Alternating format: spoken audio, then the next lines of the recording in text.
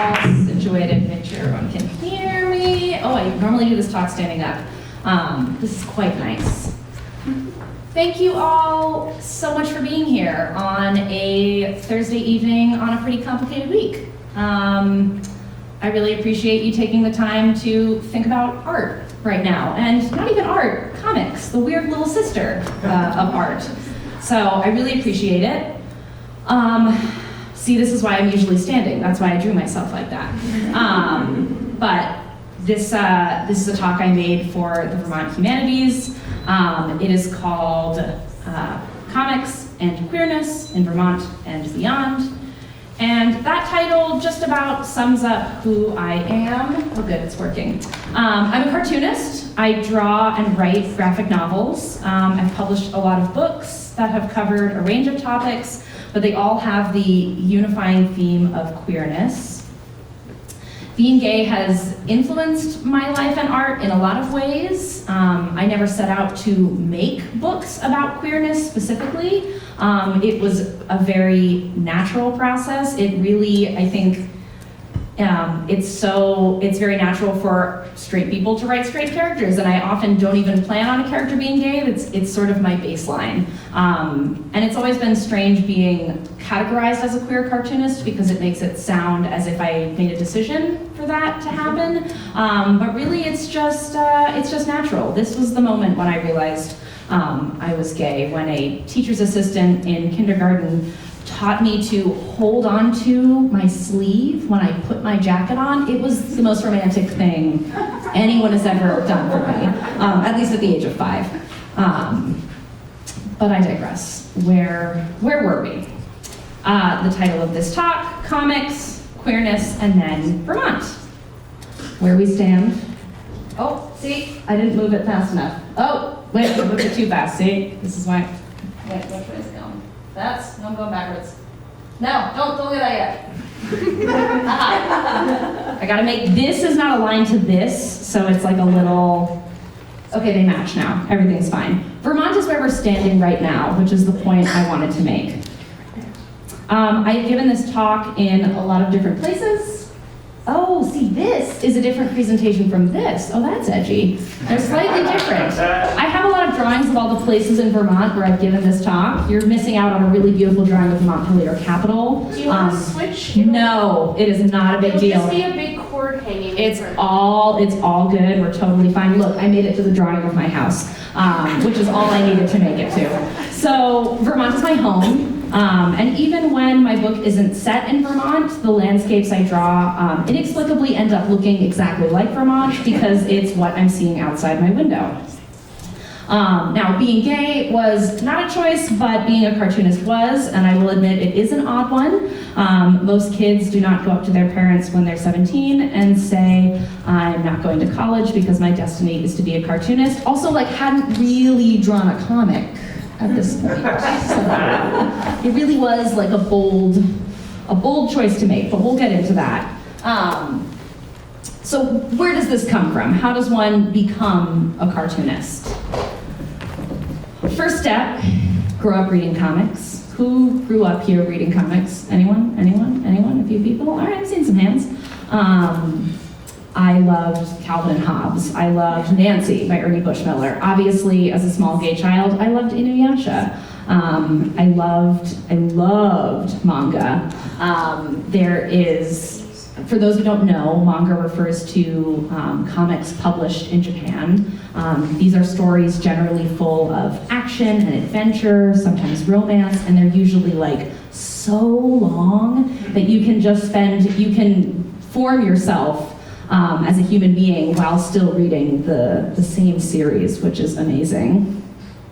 But I did still read American comics. I was lucky to grow up in a time when this sort of graphic novel renaissance was really beginning. And for those who don't know, I am going to give you a quick history lesson on comics so we all understand how the industry got to where it is. We spent a long time in newspapers. Before we became floppy and superpower based. Newspaper comics were obviously political. They were funny, but they were genuinely an art form. If you haven't spent time looking at early newspaper comics, it's such a wonderful world to inhabit, and it's our origins of our industry. And of course, the Depression brought about a lot of popularity for newspaper comics, which kind of leads us into the golden age of comics. So, go to the golden age, good. Around World War II, we start to see the rise of the superhero. So, and this is when comics had always been political, but they started to be used for more specific political purposes, like recruiting men for the army. But we also start to see longer stories. We start to see, kids are reading them, adults are reading them, teenagers are reading them, like superheroes start to kind of cross through these spectrums of audience. And we really start to see longer narrative subject matter. This is a really huge moment for comics. If we just look at the golden age, it seems like, wow, this industry is gonna do great. Everything's gonna be totally fine and nothing is ever gonna happen to hurt our industry. That's not what happened. We get to the Silver Age in the 1950s, and this is when some really dramatic things happened that affected our industry for many years to come. A psychiatrist published a book claiming that comics were a corrupting influence, and it genuinely created a panic in the world. And to the point where there were Senate hearings about the danger of comics. And this is where the idea began that comics are not real reading. There was always this notion, even before the Silver Age, that like, they're funny, they're silly, they're for kids, they're not serious. But if this hadn't happened, I think comics would have been taken seriously much sooner. But this set us back for a very, very long time to come. And I still, to this day, at school visits, have parents tell me, like, my kid reads too many comics, like, I don't know what to do. And I'm like, your kid reads, like, this seems like a win. I know you're worried about the pictures. Learning visual language is important too. But comics persevered. So the Silver Age happened, the Comics Code was created, which was a form of censorship. But then the underground comics movement came. And because this is what happens, when industries are censored and industries feel like they are not accepted in the mainstream, people do it quietly on their own. And this is when we start to see more women, more people of color, more queer people getting involved in comics. Which is not to say that there hadn't been marginalized people in the comics industry quietly there in the background. One of the earliest and most incredible comic strips, Crazy Cat and Knickknacks, was made by George Harriman, who was a mixed race man from Louisiana, but not a lot of people knew he was mixed race. And he specifically had like author photos that were taken in a way where you kind of couldn't tell. And even though they weren't technically cartoonists, women have been illustrating sequential stories for decades. But they were making books for children. So while the mastery of children's book authors and illustrators is often acknowledged now, it wasn't always. And I do think it's interesting which names are more easy to remember. Most people know that Eric Carle did The Very Hungry Caterpillar, but not a lot of people can say off the top of their head that Margaret Wise Brown made Goodnight Moon. And so while these women are not formally cartoonists, I genuinely think they are a part of comics history. Yeah, hooray for picture books. We love you. So after the underground movement in the 80s and the 90s, here is where we start to see the graphic novel. We could argue about this. We're not going to argue about it. We're going to just say for now that the graphic novel started with Mouse by Art Spiegelman. There is a world in which we also say it was Will Eisner, but we're not going to get too in the weeds here. I only have an hour. But I think Mouse really works and is honestly the beginning of when we start to comfortably use the term graphic novel, and something huge happened in my industry that transformed it forever, which is that comics started being in bookstores. And we were no longer just relegated to being in comic book stores, which, if you've ever been to a comic book store, not always the most comfortable place to be. Whereas, Borders, sign me up. Barnes & Noble, I'll go in there. Obviously, we love our indies as well. But this moment happening where graphic novels emerge and comics start to have spines and be in bookstores alongside other literary books is I think one of the reasons that comics is thriving right now. Because of Mouse, books came around like Blankets by Craig Thompson, like Fun Home by Alison Bechdel. And comics were beginning to shake their bad reputation. And some people even dared to say that comics could be literature. And what followed after Mouse comes around in the 90s into the early aughts has just been fantastic years for graphic novels and the indie comic scene. And when I talk about the indie comic scene, I'm basically saying, not Batman, not that. Marvel and DC, they're over there. That's not my industry. Graphic novels and indie comics, I'm referring to stories that are original, that come from a myriad of publishers, a myriad of formats, books and zines and mini comics, colorful stuff, dark stuff, beautiful stuff. Comics that are for the youngest readers and comics that are very sexual. Like, there is such a spectrum of creation in the comics industry right now. And alongside all these comics, mainstream recognition in the early aughts was beginning, but it's been slow. Take literary awards, for example. Only in the last 20 years have comics been recognized at all.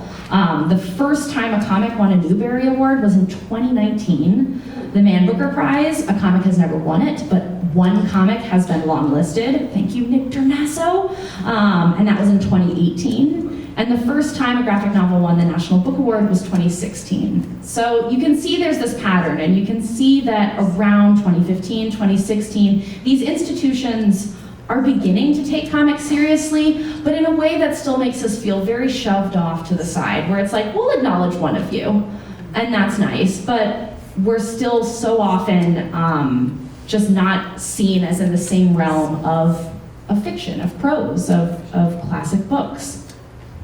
But I was lucky enough to be reading graphic novels as a teenager in this wave. So I started making comics in a time where I could just pick up Fun Home by Alison Bechdel. And I was like, okay, so it's like a normal thing for a lesbian to just like make a comic about, all this trauma. And I was like, cool, noted, gonna hold on to that. Maybe I'll do that someday. Queer cartoonists had paved the way for me. I really didn't have to think about being the first of anything, which was liberating and wonderful, and it's one of the reasons that I have a career, which takes me to, all the way back, how did I become a cartoonist? Because I didn't actually cover that yet. Read a lot of comics, that was the first part. I did like to draw, like most kids like to draw, like most kids like pancakes. Like, it was a very casual enjoyment of like, oh, a sketchbook for Hanukkah, thank you. I'm never gonna put anything in this. But what's so amazing to me about the way passions are born is that you don't have to be good at something to fall in love with it. And I got really lucky. So I took a comics class when I was 16 that my dad signed me up for. He liked comics too, because for whatever reason, my dad is a longtime sort of computer geek and computer programmer. All the computer geeks in the 90s were like reading Scott McCloud and reading Reinventing Comics and all this stuff. And so my dad was a huge fan of Scott McCloud. I had not actually read any of those books. But my dad signed me up for a comics class with Scott McCloud. I was pretty annoyed about it because I was 16, I didn't know who this guy was, and I wanted to look at Tumblr or do something else on the internet. But my dad was like, I have to work, you have to go, and you have to tell me everything about Scott. And I was like, fine. So I went to this class. It was a 2-day class. It was with a bunch of grown-ups to me. Now I'm like, wait, they were in their 20s, they weren't grown-ups. But now I'm like, oh my God, they were all young too. And Scott said, make a comic, because that was the whole point of the class. And I remember being flabbergasted, like, make a comic?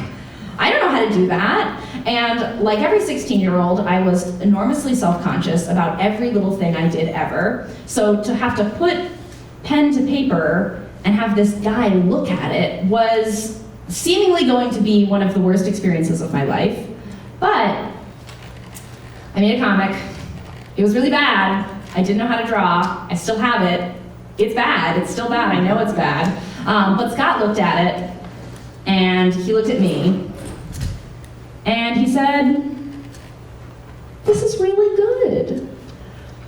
It was not. It was not, but it was really kind of him to look past this ridiculous, nonsensical drawing that this girl had just made and be like, "You're good at this. This is good." And for me, I had grown up as a competitive figure skater. And I was used to only getting a compliment from a coach if I had, worked on something for 5 years and thrown up a few times, and they were like, "Fine, it's okay, you did okay." I can't even describe to you how much I was not used to someone so easily telling me that, "You're good at this."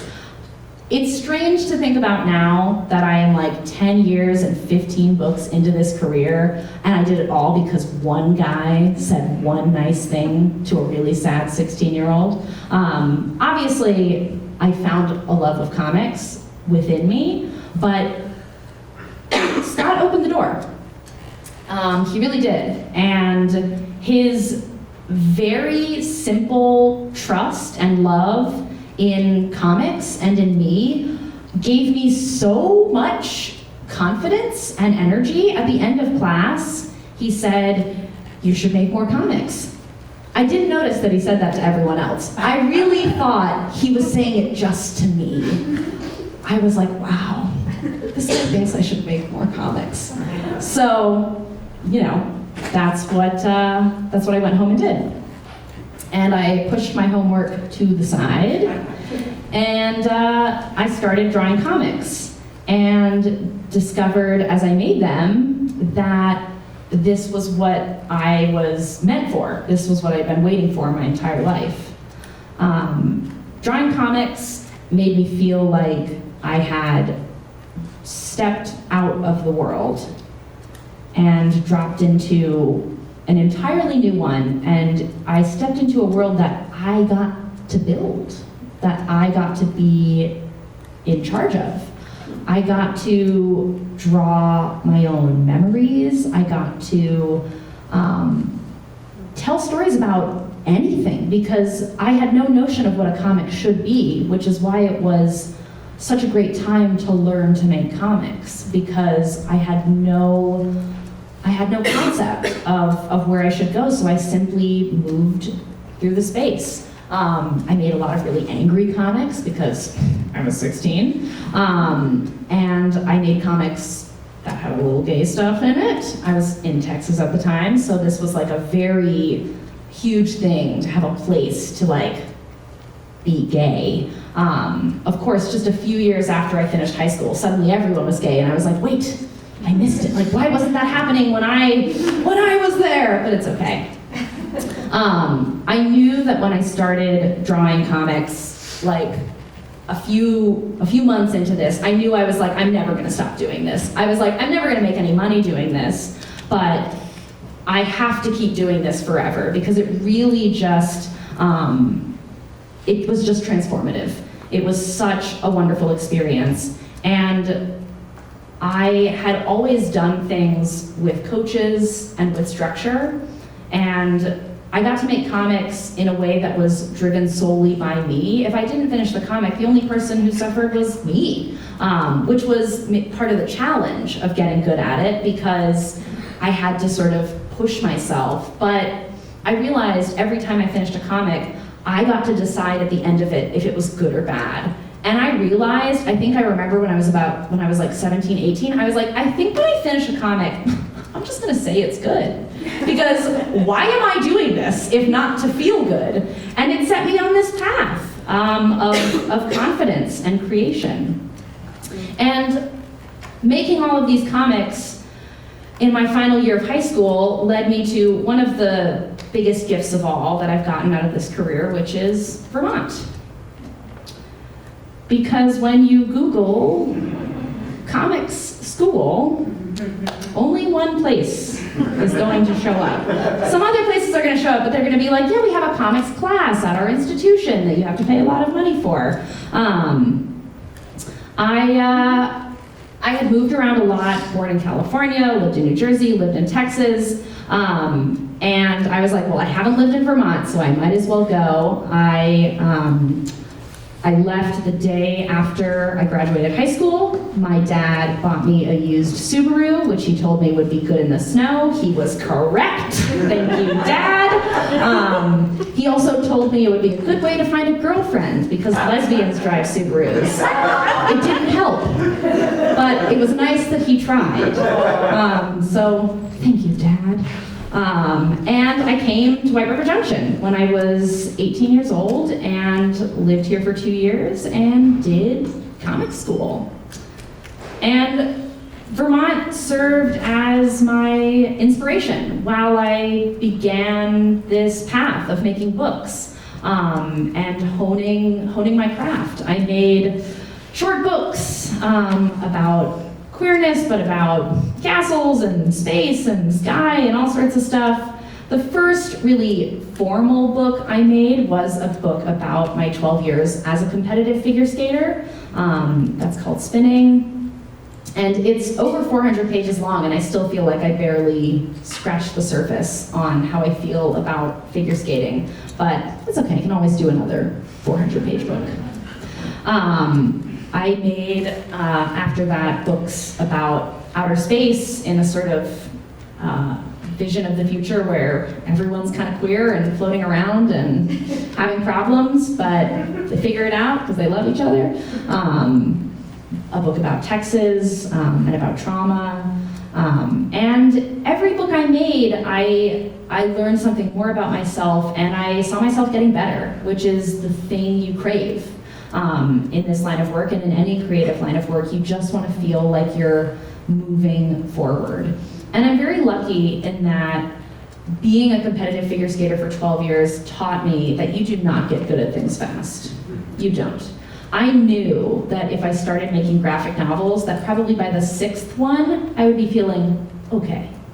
Pretty accurate. Now that once I hit like 12, 13, 14, I'm like, I got this. These books are good, everything's gonna be fine. But I knew it would take that long. And I was always prepared for that, and I think it set me up really well for this journey. And again, because so much about learning to draw happened here in Vermont, I obviously learned to draw trees very well. Lots of leaves everywhere. And eventually my career took off enough that I was asked to make these books for The Walking Dead, and I said yes because my wife and I were like, we want to have a baby in a house, so I guess let's do The Walking Dead. This is being live streamed, I should be careful. I don't know who's watching this. But of course, when they asked me if I would do a Walking Dead comic, I was like, can it be in Vermont? And they were like, so I got to write a little bit about Vermont in the apocalypse, which was pretty fun to do. And around me, while I have been making all of these books over the last 10, 11 years, the indie comics industry, the graphic novel industry has been blossoming. So comics have been published left and right that were doing things that had never been done before. But as graphic novels took up more space and creators of all identities were making work, it's no surprise that there was backlash. The most banned book in the country is a graphic novel, Genderqueer by Maya Kobabe. If you haven't read it, you should read it, it's great. But there is something about comics and the fact that it is visual that I think scares people more deeply than prose. Even like my wife and I did a children's book together, even that is like not welcome in some spaces because very casually there's two mothers. And it's painful to see that on the one hand, my job is possible. I get to make books about whatever I want and I get paid for it, and it's wonderful. But on the other hand, my books have been banned all over the place, and these two things are existing simultaneously. What sort of got me about it was when my books started getting banned in Texas, where I grew up, or for a portion of my childhood, where I had my literal first kiss, where I first drove a car. Like so many real experiences are tied to this state, and to have that state sort of reject you back at you was challenging. And for a few years, I tried to push back, and I did school visits in Texas, despite the fact that my book was not welcome in a lot of spaces. But I didn't quite realize how bad it had gotten until I went to a high school in I don't even remember what town, some small town.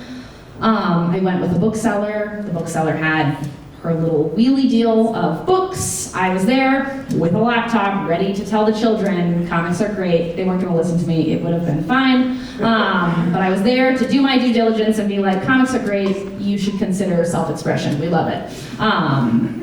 But when we got to the school, I only found out after the fact what had happened. The principal had flipped through my book on a sunbeam, the sci-fi gay one, and had landed on a page where two girls share a very innocent kiss, and told the administrators, this is not gonna happen. But we were already there. And so this strange drama unfolded where we were kept being sent to different places while the administrators and the kids were all like in a big clump in a line being walked towards us, but the principal was like, I don't want those kids to even see them. And so the kids were diverted, we were diverted into another room, the door was locked behind us, and no one else came in the room with us, and the only door that was open was an exit door. And it took us about 20 minutes to figure out what was going on. We kept banging on the door to be like, we've been told to do a school visit, where are the kids? And no one would look at us. And they just, because the principal had said, don't look at them, don't talk to them, just wait for them to leave. And it was after that point that I stopped doing school visits in Texas, because, I mean, the bookseller was crying. I was fine, but it affected me, and it was an affecting experience to literally be locked away from children. So after that point, and it's for many reasons, but the whole book is online for free, and it's one of the ways that I sort of hold on to that it is reachable. It's over 500 pages of comics, and the publisher is fine with it because they said, we can't put the book up online for free, no one will buy the book. And I said, that's silly. And they were like, oh, okay. Guess which book of mine still sells the best, despite all being on the internet for free. It will be up there as long as the internet exists. But what's interesting about the way indie comics have grown around the United States is that there are certain pockets that have become havens for cartoonists, places where cartooning has really thrived. And Vermont is one of those places, genuinely. Of course, we all know that Alison Bechdel lives here, but it's more than that. It's more than just Alison Bechdel. Vermont is the home to a number of phenomenal cartoonists, many of whom were born and raised here. Also many of whom passed through CCS in White River Junction and have gone on to do incredible things, or have gone on to stay here and make it their home. Vermont also has a number of comics projects that have happened that are completely unique to our state. Projects like Freedom and Unity, which is a comic that explains the civics and democratic process in Vermont. There's also El Viaje Más Caro, which translates to The Most Costly Journey. And this is a comics collection where migrants who work on dairy farms in Vermont were interviewed about their experiences working on these dairy farms, mostly a lot of challenging experiences, and cartoonists illustrated their stories in their own words. And then there's a whole Lifetime of Firsts, which is a comics collection similar to the previous one, where it's illustrated stories from female veterans in Vermont, who just literally sat down with two cartoonists, said their story, Cartoonist illustrated them. This isn't happening in other states. This is special, this is fabulous. The idea that Vermont has gotten behind comics as a way to keep people engaged and to tell stories about people, important people in this state, is just incredible. Vermont is also the only state with the position of Cartoonist Laureate. It is an official position. You are sworn in at the State House. I am the state's 5th Cartoonist Laureate. I shook Phil Scott's hand and I had to give him a drawing. And I don't know where that drawing ended up, but he has it. And it is an honor that I am extremely proud of. Although when they called me and said, you're gonna be the 5th Cartoonist Laureate, I was like, I'm not from Vermont. And they were like, neither is Allison, and she was the 3rd. So I was like, oh, okay. They were like, are you gonna leave? And I was like, no. And they were like, great, don't leave. And I was like, good, I'm not going anywhere, because it's a 3-year term. So being the Vermont Cartoonist Laureate does not come with a job description. I asked Rick Veach, who was the 4th, I was like, Rick, what did you do? Like, no one has told me. I have the papers from the State House that say I am this. No one has told me what to do. And Rick was like, oh, I was in the pandemic. It was a lot of Zoom. And I was like, oh God, I don't want to do Zoom. So every Cartoonist Laureate kind of has to make their own way with it. And I have taken it to mean go around the state and spread the good word about comics, which is what I've been doing. Obviously, talks like this, but I've been to, I can't even count how many libraries around this state. I've been to retirement communities and senior centers, and tomorrow a high school, next week a middle school, the next week after that a middle school.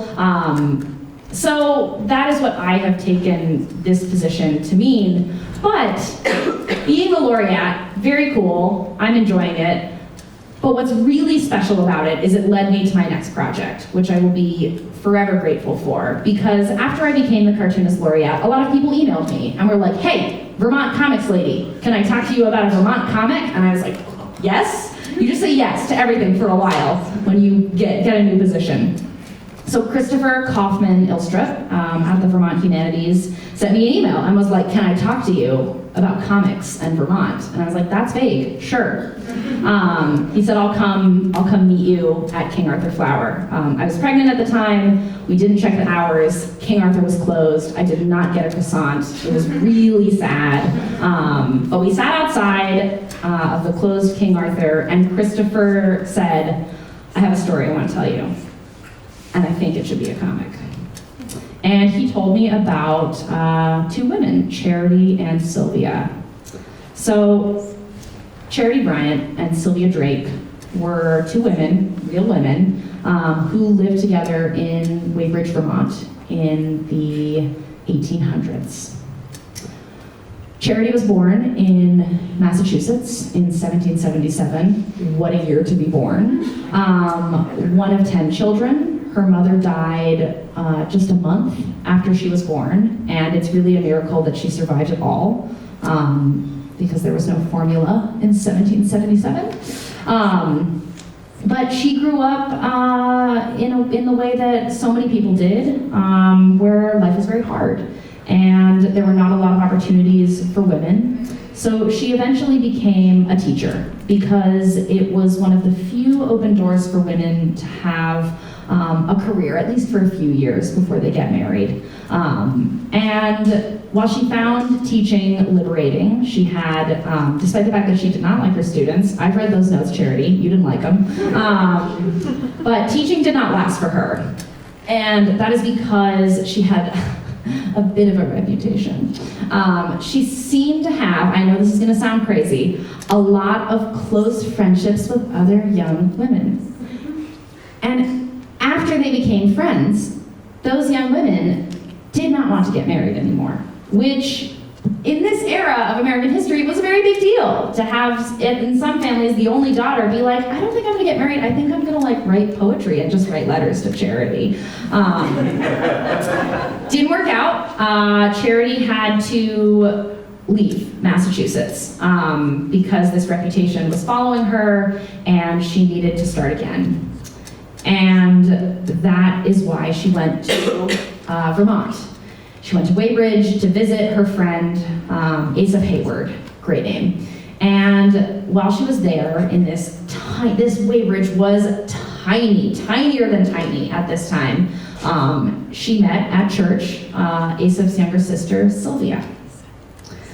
So, Sylvia Drake. She was born in 1784.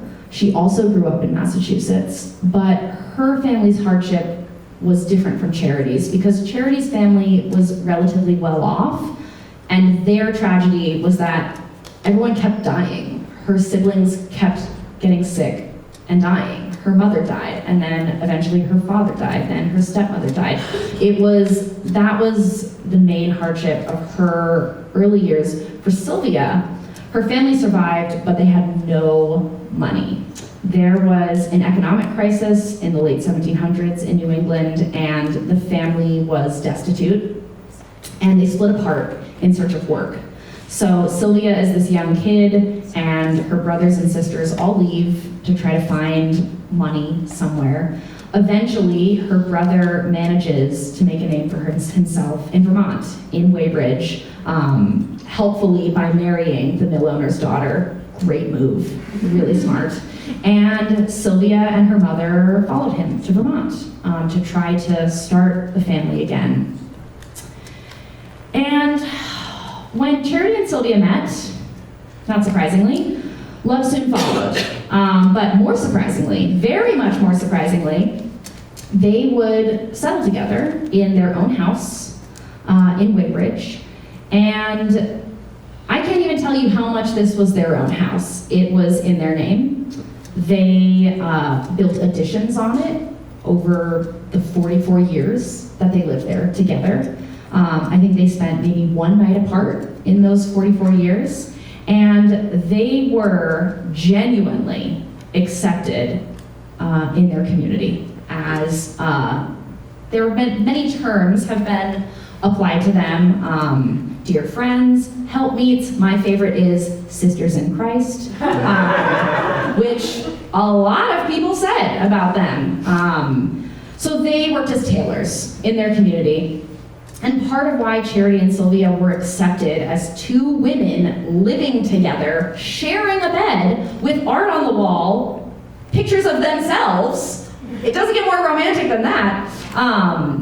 Part of how they were accepted is that the community needed them, and they were intense in fulfilling that need. They fixed up and made clothes for everybody, and also they were actively involved in their church. They were so much a part of the spiritual community that the minister was constantly bringing them gifts. I've read it in Sylvia's diary. She's like, oh, Moody came again, he brought us potatoes. Oh, Moody came again, he brought us a pot of pudding. Oh, Mr. Moody and his wife are here for tea. Sylvia taught Sunday school in God's own house. And she's married basically, to a woman. So it's incredible that this happened. And we know that July 3rd was the day they marked as their anniversary. And from 1807 to 1851, they lived, for all intents and purposes, as a married couple. And they were listed on their town register as a couple. Charity was in the husband section, which kind of makes sense. We've read the journals. But even more significantly than all of this, renting property together, working together, being trusted with the children of the community, they were buried together, which is not something that people were doing casually for each other in the 1850s. This was a custom solely reserved for family. This is their grave. And obviously, it did not take me long to tell Christopher that, yes, I'm gonna make a comic about these women. This is wonderful. And I've been working on it and spending a lot of time with Fit Papers. And drawing Charity and Sylvia's story is important to me for many reasons. I am just in general fascinated by life in Vermont in the late 1700s, in the 1800s. It's a pinpoint in time so defined by hardship, and people persevered, and I take a lot from that. One of my goals is I really do want the readers of this comic to feel like they understand a sense of how the days felt for these women. Because it is a story about queer love. It is a story about commitment and spirituality, but it is also a story of just how we lived back then, because it was so different.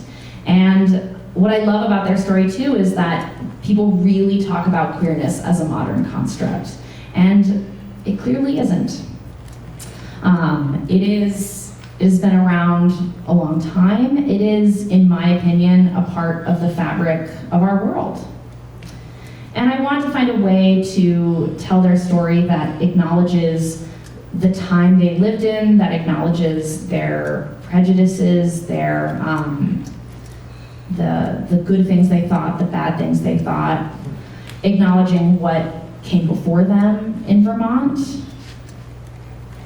and acknowledging what came after, because their story is so interconnected to others.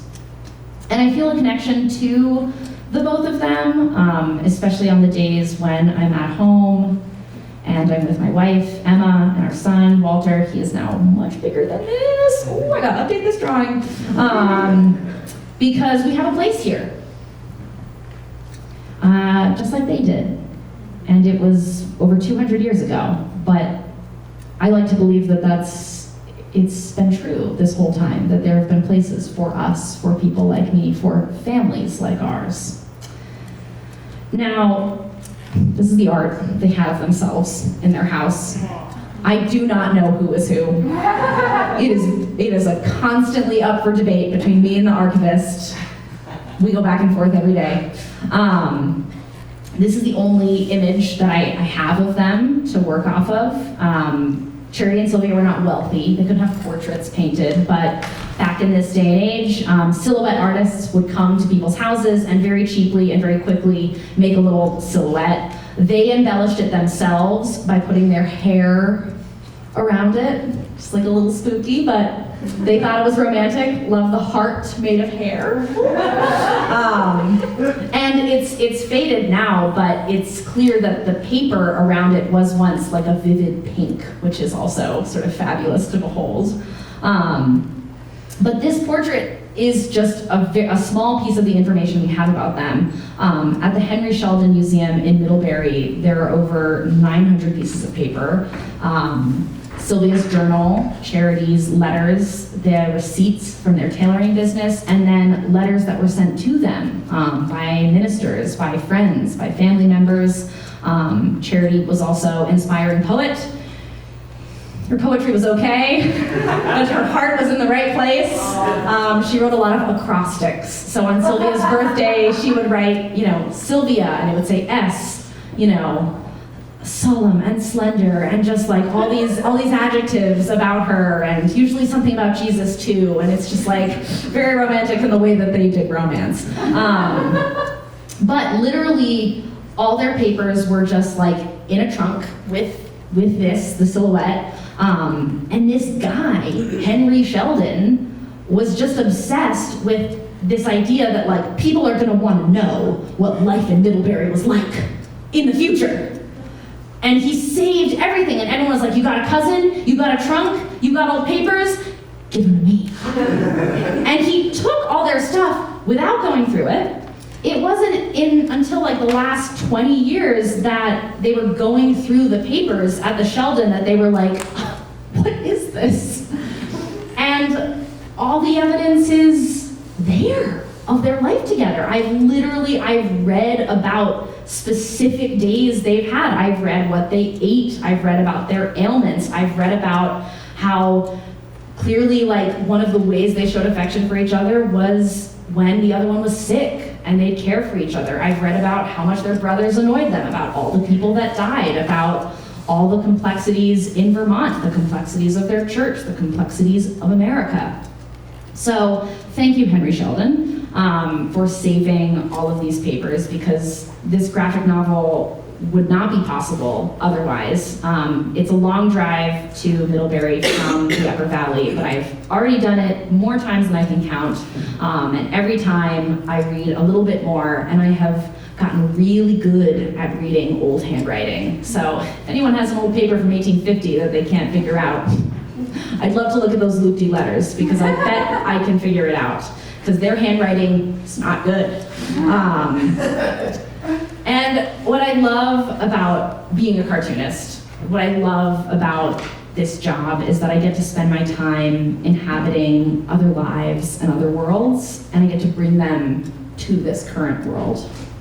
And even when I'm making comics about real experiences, about real things that have happened, it's different from everyday life. They're drawings. They abide by different rules, different structures. There is a level of freedom in drawing something, an amount of interpretation that is so wonderful.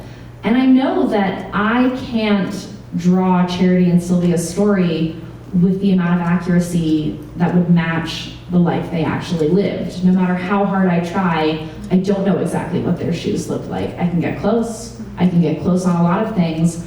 But I also think that it's not a bad thing that a gay woman in 2024, that perspective is going to affect how their story is told. I think it's a good thing. I think that it keeps me and all of these queer stories a part of the same continuum. Because this history that I think about and where queerness and queer identity is at right now, today, is complicated and changing. And when Charity and Sylvia were alive, there is no way they could imagine what the future was going to look like. And there was no way they could imagine that a day would come when they could have had kids. I have a baby. That is possible. And so I like to think that 200 years from now, there is a future that I can't, is so beautiful that I can't even imagine it. So thank you all so much.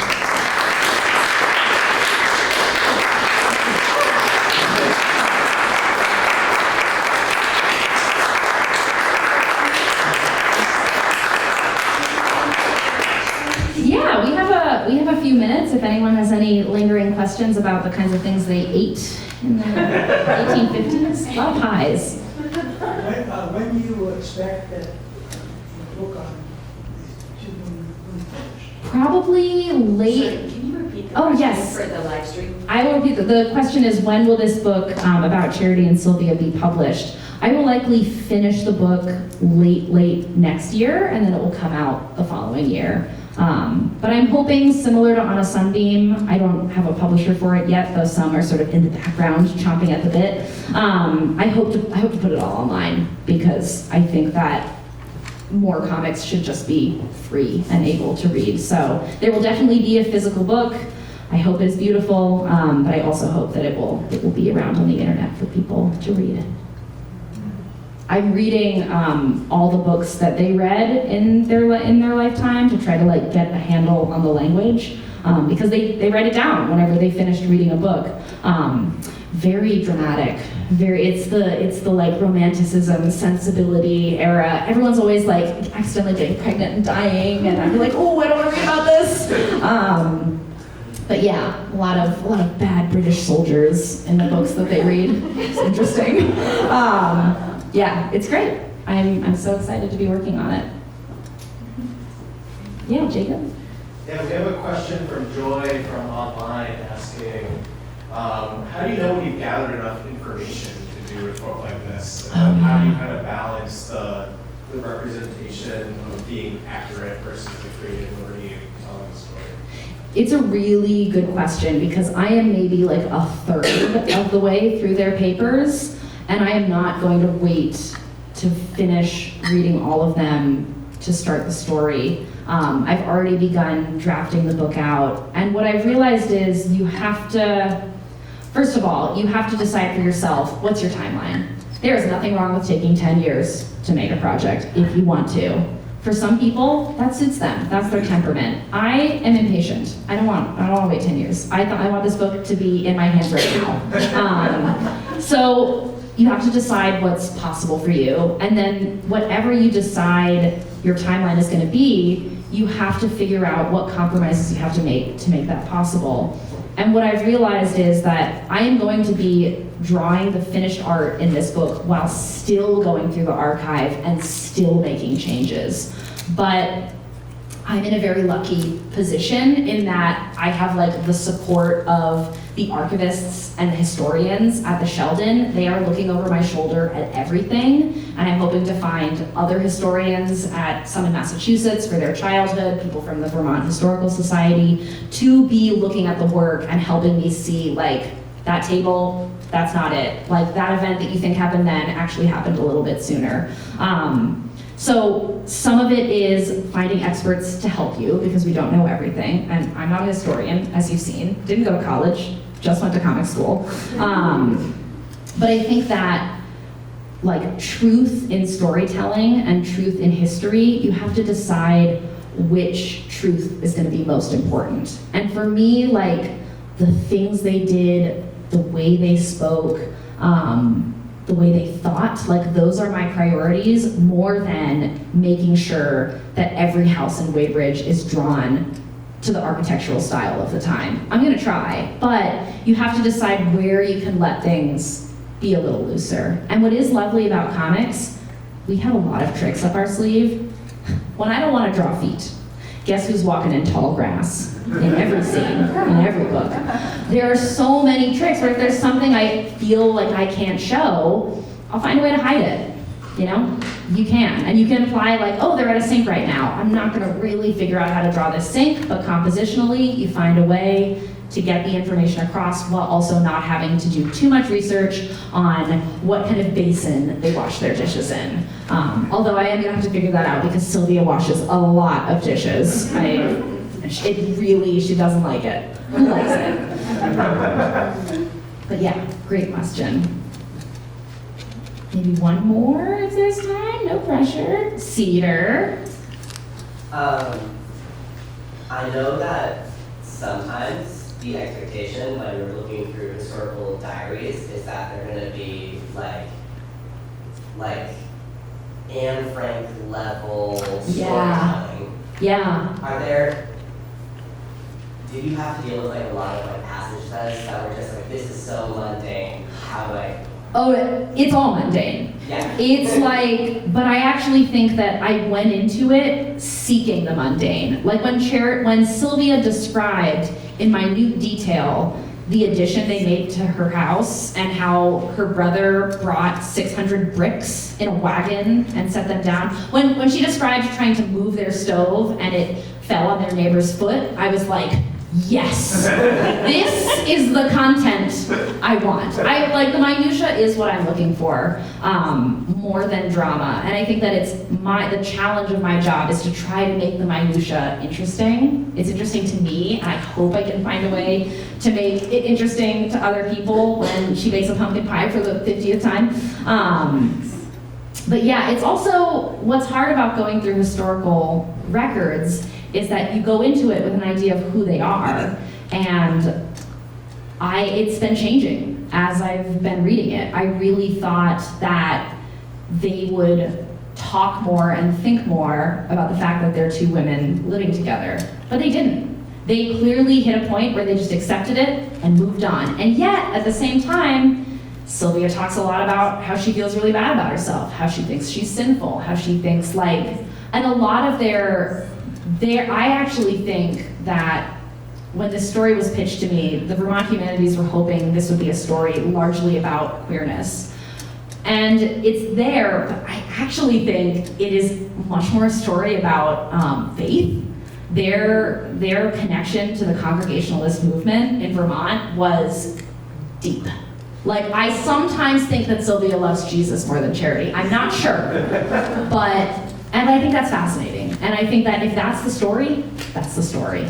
you know? I think that it's beautiful to think about the intersection of these things, and it's great to think about how different queer identity can be. It's not that we're always so different from the mainstream. Sometimes we are the mainstream, which is what they were in a lot of ways in their community. They're very traditional. They wanted people to dress modestly. They got mad at this little girl for rolling down a hill, and they gave her a note, and they said, "Give this to your mother." And it said that she was behaving rudely. And that her mother should do something about it, because you don't roll down hills. Have some sense. So like, this was when they were in their 50s, and they were like especially curmudgeonly. But like, that's who they were. I can't, you know, they weren't free spirits, and yet they clearly, like, some kids really adored them, and they clearly adored like certain nieces, certain nephews. People named their kids after them. There was a little girl born, and the guy sent a letter and was like, "I want a name." He grew up in Weybridge, and Charity and Sylvia were like aunt figures to him. And he said, "I want to name my baby girl like Charity Elizabeth after you." And Charity wrote back, and she said, "Name her Charity Sylvia." And he wrote back and said, "Okay, I did it." And then like a few years later, they visited and they met little Charity Sylvia. So, I don't know, there's so many beautiful, beautiful details. It's really been wonderful to work on. But thank you all so much for coming.